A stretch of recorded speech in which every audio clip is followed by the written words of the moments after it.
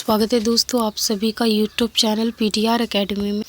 और मैं हूँ ऋचा। देखिए आज पिछले वीडियो में हमने हड़प्पा सभ्यता जो है वो 2 पार्ट्स में लेक्चर आया था और उसे पूरा कंप्लीट कर लिया है। अब जो आज हम देखेंगे वो वैदिक आर्य संस्कृति देखेंगे। हड़प्पा सभ्यता के बाद का ही टॉपिक है वैदिक आर्य संस्कृति। इसका जो टाइम पीरियड है वो 1500 से 600 बीसी है। तो जो वैदिक आर्य संस्कृति है इसे हम 2 चरणों में बांट कर देखते हैं। क्या है 2 चरणों में बांट कर। पहला जो है वो पूर्व वैदिक काल और जिसे हम ऋग वैदिक काल भी कहते हैं, और फिर है उत्तर वैदिक काल। इसका जो टाइम पीरियड है वो 1000 से 600 बीसी तक है, और इसका जो टाइम पीरियड है वो 1500 से 1000 बीसी तक है। अब देखिए इसे क्या है, इसके जो जानने के स्रोत हैं किसे ऋग्वैदिक काल को, इसके जानने के जो स्रोत हैं वो उनली क्या है ऋग्वेद है। ठीक है, ये चीज़ याद रखिएगा।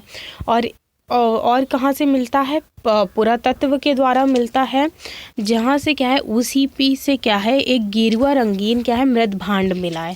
और इसके जानने के स्रोत 3 वेद हैं और ब्राह्मण ग्रंथ हैं, अरण्यक ग्रंथ है, उपनिषद हैं, और PGW यानी मिट्टी का क्या है बर्तन जो चित्रित धूसर मृद भांड है वो क्या है हमें प्राप्त हुआ है।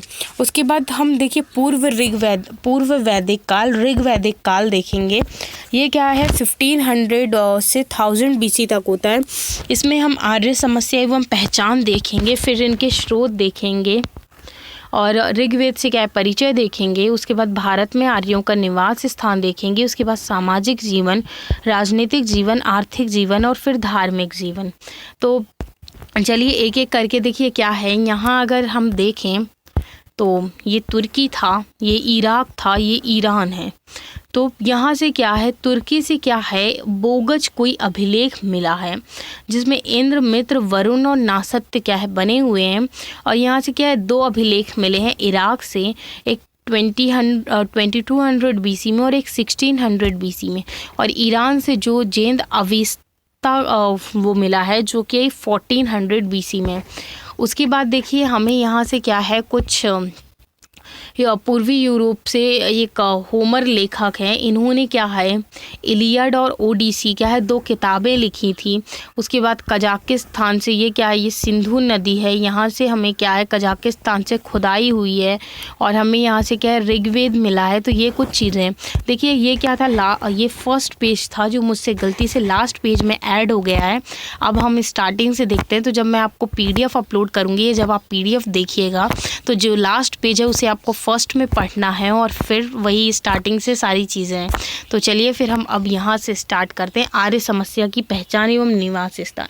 वो मैंने ध्यान नहीं दिया था और नोट्स क्या है क्लिक कर लिया था, फिर मुझे याद आया तो मैंने उसी इमेज को लास्ट में क्लिक कर दिया। तो उसके लिए मैं आप लोगों से तहे दिल से माफ़ी मांगती हूँ और आप लोग प्लीज़ इतनी सी रिक्वेस्ट है कि ये कर लीजिएगा। तो चलिए अब जो हम देखते हैं वो आर्य समस्या पहचान एवं निवास स्थान मुद्दा, मैंने जो लास्ट में बताया था कि हम ये देखेंगे। तो पहले जो चीज़ है देखिए आर्य शब्द है जो इसे लेकर क्या है कंफर्म नहीं है, कंफर्मिटी नहीं है क्या है विश्व के इतिहास में कि ये क्या है 200 वर्षों से लगभग क्या है बहस का मुद्दा रहा है कि आर्य देसी थे या विदेशी थे, कहाँ से आए थे, बाहर से आए था या भारत के ही थे। क्योंकि आर्य शब्द का क्या अर्थ निकाला जाए जो क्या है जातिवाचक समझा जाए। मतलब इसमें ये भी कहा जाता है कि जो आर्य थे क्या वो जातिवाचक थे, नस्ल थे, या श्रेष्ठता के रूप में क्या है समझा जाए या भाषा के रूप में समझा जाए।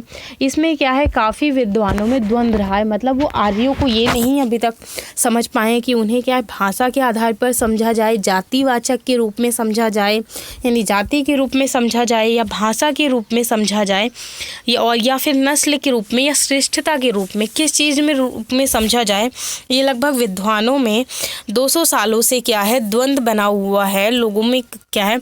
और साथ ही साथ आर्यों के उद्भव और पहचान पर भी क्या है एक लंबी बहस रही है क्योंकि ये नहीं पता चल पाया है अभी तक कि आर्यों की जो पहचान है वो आखिर किस रूप में की जाए, कहाँ से आए थे, किस जाति के थे, कौन थे, किस धर्म के थे। सभी इतिहासकारों में या विद्वानों में मत है, इसमें लोग जो हैं वो क्या है ढंग से चीज़ों का पता नहीं लगा पाए हैं। तो वर्तमान में अगर इतिहास में आर्य शब्द का जो अर्थ है वो जाति, नस्ल या श्रेष्ठता का परिचायक नहीं माना जाता, बल्कि आर्यों को क्या है भारोपीय यानी इंडो यूरोपियन भाषा परिवार का एक क्या सदस्य माना जाता है। ना तो इन्हें इंडियन माना जाता है, ना ही यूरोपीय माना जाता है, इन्हें इंडो यूरोपियन माना जाता है।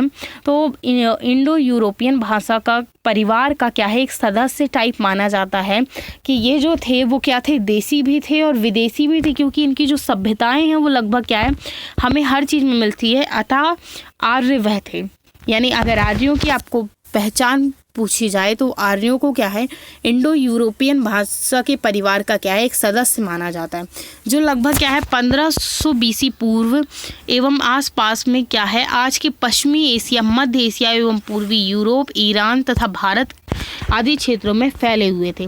तो यानी जो आर्य थे वो कहाँ कहाँ फैले हुए थे, पश्चिमी एशिया, मध्य एशिया, पूर्वी यूरोप, ईरान और आज का भारत, यहाँ क्या है ये लोग फैले हुए थे और लगभग क्या है एक जैसी भाषा बोलते थे। क्या थे यानी इनकी जो लैंग्वेज थी वो लगभग क्या थी एक जैसी थी। ऋग्वेद, ईरानी ग्रंथ जैसे अवेस्ता 400 बीसी, होमर लिखित क्या है इलियड और ओडिसी जो क्या है 900 से 800 बीसी के ग्रंथों में क्या लिखी गई है।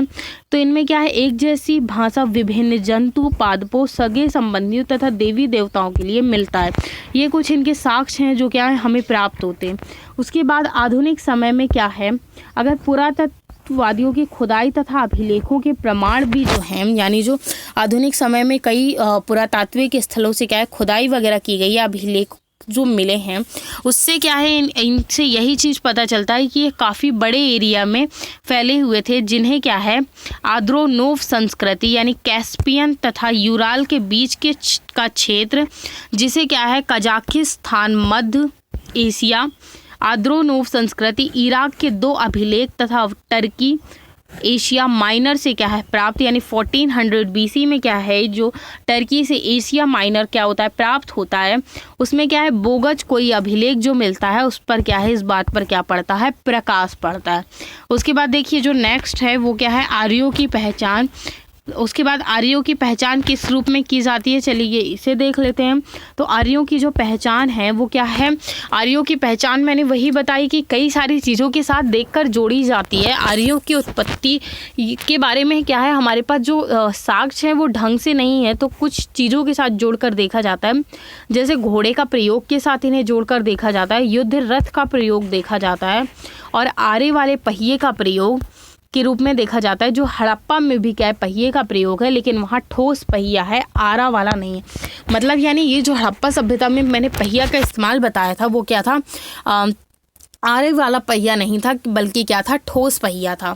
उसके बाद दाह संस्कार करना, शवों को जलाना, ये हमें आर्यों के यहाँ से मिलता है। यज्ञ वेदी का प्रयोग करना, सोमरस पान करना और स्वास्तिक चिन्ह का प्रयोग करना, ये क्या है इनके कुछ वो मिलते हैं। उसके बाद आर्यों के मूल निवास स्थान देखते हैं कि कहाँ कहाँ से हमें मिले हैं। तो आर्य जो थे वो भारत के हों या चाहे पूर्वी यूरोप के या पश्चिमी एशिया, उनके क्या है कई सारे मूल स्थान मिलते हैं जो क्या है विद्वानों में देखिए हर चीज़ में आर्यों की उत्पत्ति को लेकर मतभेद है। और मैंने बताया था आर्यों का मूल निवास स्थान जो है वो नहीं पता चल पाया, क्योंकि वो पूर्वी यूरोप में भी रहते थे, मध्य एशिया में भी रहते थे, पश्चिमी एशिया में भी रहते थे, भारत में भी रहते थे, तो उनके मूल निवास का पता नहीं चल पाया। लेकिन कुछ जो विद्वानों ने मत दिए हैं तो उन्हें हम देख लेते हैं, जैसे स्थान देख लेते हैं और विद्वानों का मत देख लेते हैं। जैसे जर्मनी का है तो पेंगा ने दिया है और डेब्यूब नदी के किनारे सलगेल्स का कहना है, उत्तरी ध्रुव बाल गंगाधर तिलक का कहना है, तिब्बत में दयानंद सरस्वती का कहना है, सप्त सैंधव प्रदेश में अविनाश चंद्र दास का कहना है और मध्य एशिया में मैक्स मूलर का कहना है। तो ये चीज़ याद रखिएगा। उसके बाद क्या है अगर वर्तमान में क्या है, मध्य एशिया से क्या है, मध्य एशिया के उद्भव के सिद्धांत पर क्या है अगर हम विचार करें तो क्या है ये सर्वाधिक मान्य है। यानी अगर जो मध्य एशिया वाली जो बात है, वही जो सिद्धांत है वही क्या है सबसे ज़्यादा मान्य है, क्योंकि इसी बात पर समर्थन है कि हमें आंद्रोनोव संस्कृति यानी जो आंद्रोनोव संस्कृति है उसका क्या है पुरातात्विक समर्थन प्राप्त है। तो ये चीज़ याद रखिएगा। इसे देखिए, फिर नेक्स्ट जो है ऋग्वेद है, तो इसे क्या है आर्य को हम इतना ही देख लेते हैं, फिर नेक्स्ट वीडियो में हम ऋग्वेद से मिलेंगे। और जो PDF है इसमें 2-3 पेज ही मैंने आज कवर किए हैं, तो जो आपको PDF है इस वीडियो की वो नेक्स्ट वीडियो में पूरी मैं एक साथ अपलोड करूँगी। तो देखिए, आप लोग जैसे कमेंट्स में PDF मांगने लगते हैं ना, तो किसी वीडियो के नीचे अगर आपको PDF लिंक नहीं मिलता है तो आप ये समझा करिए कि वो नेक्स्ट वीडियो में मिलेगी। प्लीज़ आप लोग मुझे PDF के लिए कमेंट मत किया करिए, मैं PDF आपको PDF फाइल वो कर देती हूँ, ऑलरेडी अपलोड कर देती हूँ। और जो मेरे टेलीग्राम चैनल का लिंक मांग रहे हैं वो कुछ ही दिनों में मैं आप लोगों को टेलीग्राम चैनल का लिंक भी क्या है प्रोवाइड कर दूंगी, और आप लोग मुझसे वहाँ भी क्या है ज़्यादा से ज़्यादा कनेक्टेड हो सकते हैं, और वहाँ पर भी मैं सारे ये नोट्स वगैरह जो हैं वो अपलोड कर दिया करूँगी। तो चलिए आपसे नेक्स्ट वीडियो में मिलते हैं। थैंक